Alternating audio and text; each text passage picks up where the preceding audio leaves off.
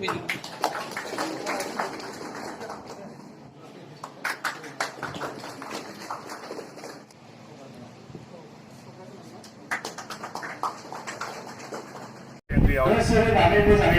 Division मोननाय फरायसाफोरखौ बरायदों। आनसलिकनि सिङाव सा 14 एसएलसिआव फार्स्ट डिभिजन मोनदों आरो सा 13 हायार सेकेन्डारिआव फार्स्ट डिभिजन मोनदों।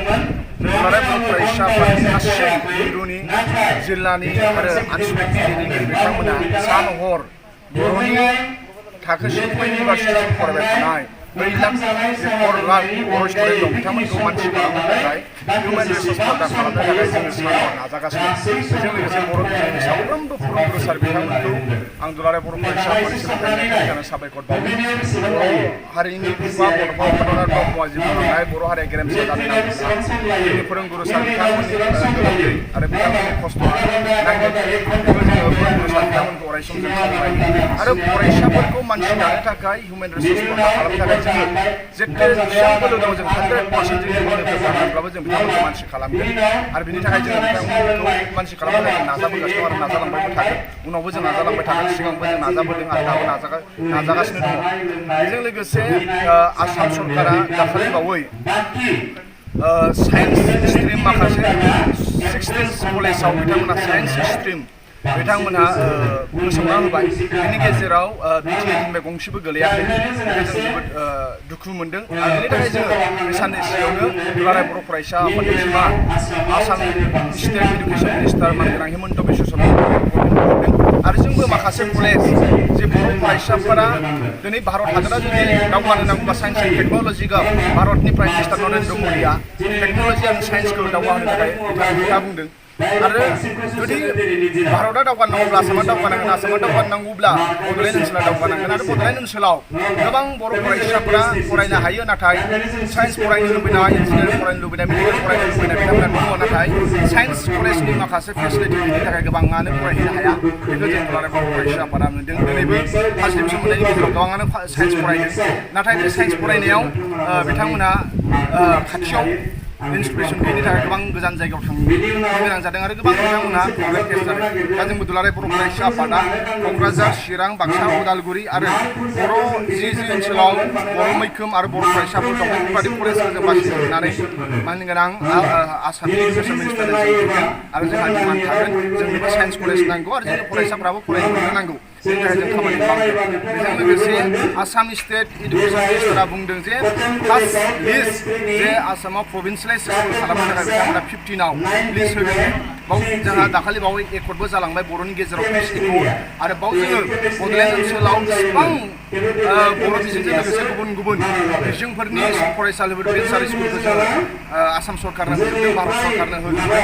दा जोंहा फोथायनाय दङ जे जोंनि बर' बिजोंनि जि भेन्सारफोर बेफोर सरकारि जागोन आरो बेखौ सावरायनो थाखाय जोङो दुलाराय बर' फरायसा आफादनि साननैसोनि उनावनो आसामनि मिनिस्टार मानगोनां हिमन्त बिश्व शर्माखौ लोगो हमगोन।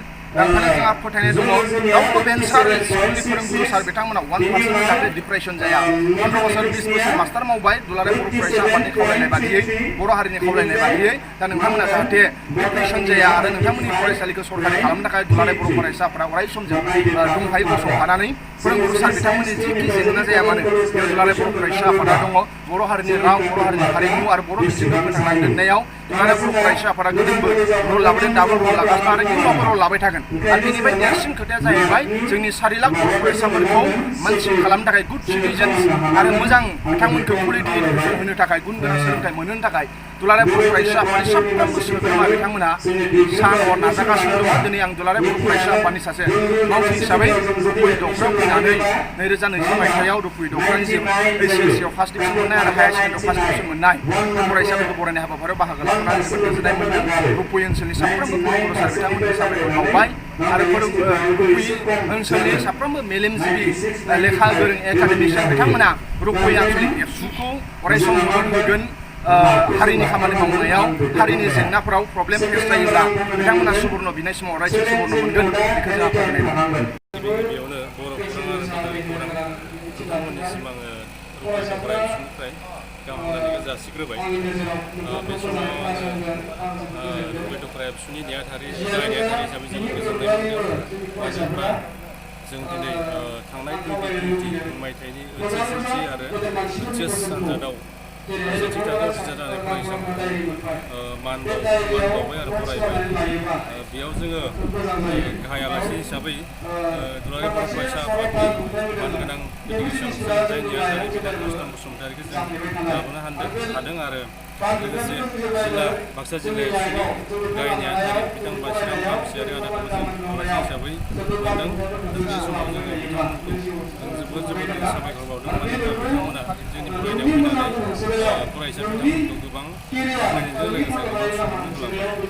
दा बे हिसाबै जों बोसोरफ्रोमबो जिहेतु बेफोरबायदि हाबाफारिखौ जों लाबाय थायो, जिहेतु बेफोरबायदि हाबाफारिनि गेजेरजों जों फरायसा फैबाय थानाय जाखांफुनाय फरायसाफोरखौ जों थुलुंगा होनो हायो फैगौ समफोराव माने जाहाथे बिथांमोना सासे जाफुंसार सासे सोद्रोमा एबा नोगोरारि जाहैनो हायो। बेखौ जों मिजिंथिनानै जों गोबां बाथ्रा बिथांमोनखौ जों बोसोन होयो दिनैनि बे हाबाफारिनि गेजेरजों।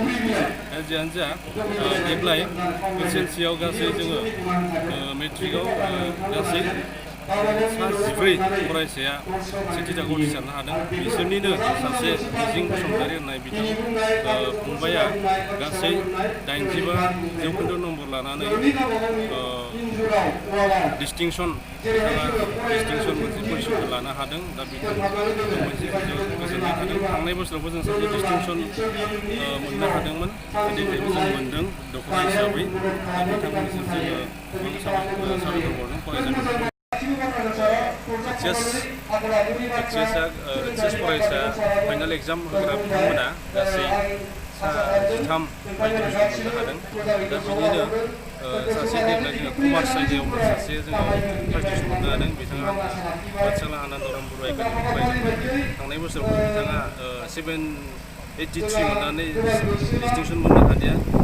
देग्लाय बिथाङा कमार्स आयदायाव फरायनानै 75% एबा जौखोन्दो लानानै स्टार मार्क लानानै गथाय बाक्सानि गेजेरावनो बिथाङा कमार्स आयदायाव माने गिबि पजिसनाव मोननो हादों। बिथां पबन केरकाटारि फंबाया बिथांनिसिम आङो साबायखर बावदों। बिथाङा जाहाथे फैबाय थानाय समफ्राव माने मोजाङै पास खालामनानै कमार्स आयदायाव मोजाङै फरायनानै सासे मोजां जाफुंसार सोद्रोमा जाना फैयो बेखौ मिजिंथिबाय।